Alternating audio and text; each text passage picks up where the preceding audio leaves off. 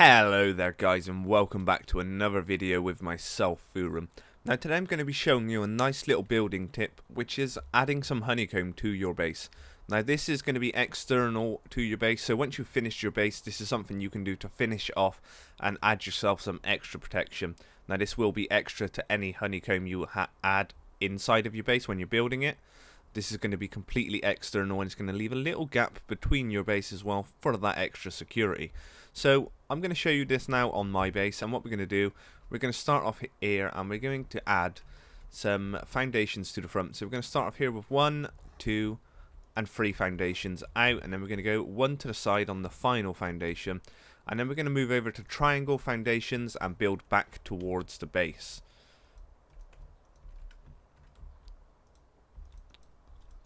These can be tricky to place, but getting it right is going to be perfect, and we'll get, there we go. So now we're going to build off of this one. You see that we've got a tiny little layer there, and that is it. That is our honeycomb. So now we're going to take away these ones that we don't need anymore.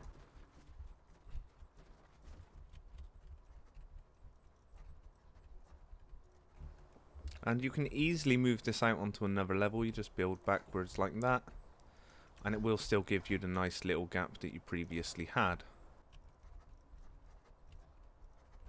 So as you see now, we've got a nice little gap between the base and the honeycomb, and then all you need to do is finish it off with walls and then upgrade it. Now you want to make sure that with this that your walls aren't faced this way. You want them facing so that the strong side is facing away from your base, so that it's not as easier for them to get in. And then obviously once you've done that, then you'll do the same, making sure that the hard side is facing out, and you'll just completely fill all of this in, and then you'll have an entire extra couple of layers onto your base. So that will mean that they'll have to blow through 3 extra walls to get into your base. So without putting any ceilings on top of this, this is what the honeycomb will look like. So you'll see here we have a gap, so that if they are rocketing against this, it shouldn't do any damage to your base. And then if you look in here, they will have to blow through that wall, then that wall, and then that wall before they can even start touching your base. So that is 3 extra walls of security. Now what you can even do, if you have the space and the materials, is add on another layer, which then will add a further 2 walls onto what they need to blow through. So if you add on an additional layer, this is what it will look like, and there are 2 extra walls that you need to blow through to get into the base. And like I said, we still have the gap. You may get a bit more issues with the splash damage from rockets on this, but it's still an extra couple walls of defense.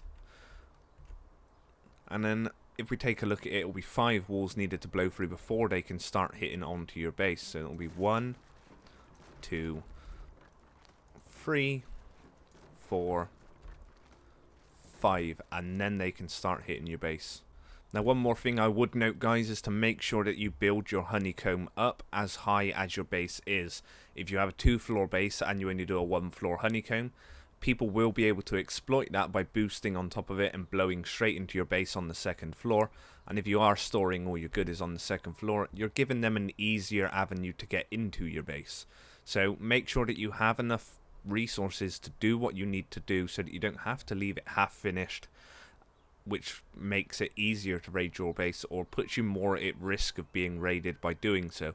So make sure that you have enough materials to do it, and then go ahead and do it. You can always do it like 1 wall at a time or 1 area at a time, but if you start with your strongest area first, they may just go straight through that honeycomb. Alternatively, if you do your weakest area first, they may just go into your base through another route. So you need to be a bit strategic with the way you can do it, and just think of all the possibilities when you go to do this. And that is it from me today then, guys. If you would like to see more content, then please do hit that subscribe button, and if you have enjoyed this video, then please do hit that like button. Thank you guys, have a good day.